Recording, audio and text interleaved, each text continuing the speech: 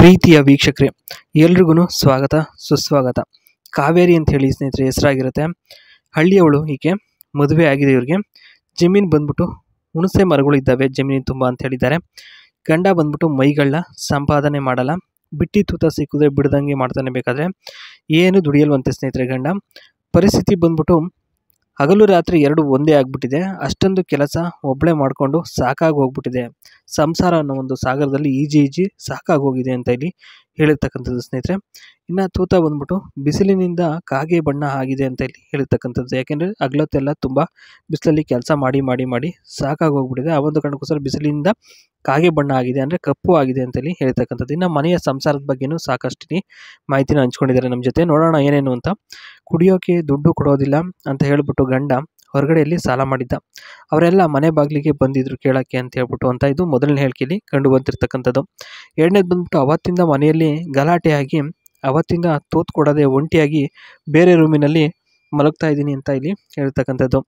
ಇನ್ನು ಮೂರನೇದು ಬಂದು ಅವನು ಕುಡಿಯೋಕೆ ಅಂತ ಹೊರಗೆ ಹೋದಾಗ ಬೇಕಾದರೆ ಸುಖ ಬೇಕು ಅಂತ ಅನಿಸುತ್ತೆ, ಆದರೆ ಅನುಭವಿಸೋಕ್ಕೆ ಯಾರೂ ಕೂಡ ಇಲ್ಲ ಜೊತೆಗೆ ಅಂತ ಹೇಳಿದ್ದಾರೆ.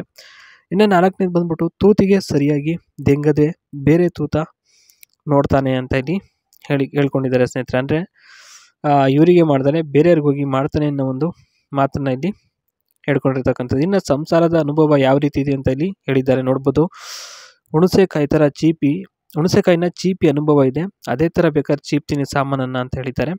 ಹೊತ್ತಿಗೆ ಸರಿಯಾಗಿ ಉಣ್ಣೋಕ್ಕೆ ಕುಡಿಯೋಕ್ಕೆ ಏನು ಸಹ ಕಮ್ಮಿ ಮಾಡೋದಿಲ್ಲ, ಎಲ್ಲರಿಗಿಂತ ಹೆಚ್ಚು ಹೊತ್ತು ಸಮಯ ಕೊಟ್ಟು ಸಂಸ್ಕಾರ ಕಲಿಸ್ತೀನಿ ಬೇಕಾದ್ರೆ ಅಂತ ಹೇಳ್ಕೊಂಡಿದ್ದಾರೆ. ಇನ್ನು ಬಡವರು ಅಥವಾ ಶ್ರೀಮಂತರು ಅಂತ ಏನು ವ್ಯತ್ಯಾಸ ಏನಿರೋದಿಲ್ಲ, ಎಲ್ಲರೂ ಸರಿ ಸಮಾನರು, ಅದರಲ್ಲಿ ಏನು ವ್ಯತ್ಯಾಸ ಇರೋದಿಲ್ಲ. ಚೆನ್ನಾಗಿ ನೋಡಿಕೊಂಡು ಒಂದು ಒಳ್ಳೆಯ ಒಂದು ಸತ್ಕಾರವನ್ನು ಕೊಡ್ತೀನಿ ಅಂತ ಇಲ್ಲಿ ಉಪಚಾರ ಮಾಡಿ ಕಳಿಸ್ತೀನಿ ಅಂತ ಇಲ್ಲಿ ಸಂಸಾರದ ಅನುಭವನ ನಮ್ಮ ಜೊತೆ ಹಂಚ್ಕೊಂಡಿರ್ತಕ್ಕಂಥದ್ದು ಸ್ನೇಹಿತರೆ. ಇನ್ನು ಲ್ಯಾಂಡ್ ಪ್ರಿಪ್ರೇಷನ್ ಯಾವ ರೀತಿ ಆಗಬೇಕು ಅನ್ನೋದು ಇಲ್ಲಿ ಹೇಳಿದ್ದಾರೆ. ನೋಡ್ಬೋದು, the land is prepared well by ploughing, levelling and ಹ್ಯಾರೋಯಿಂಗ್.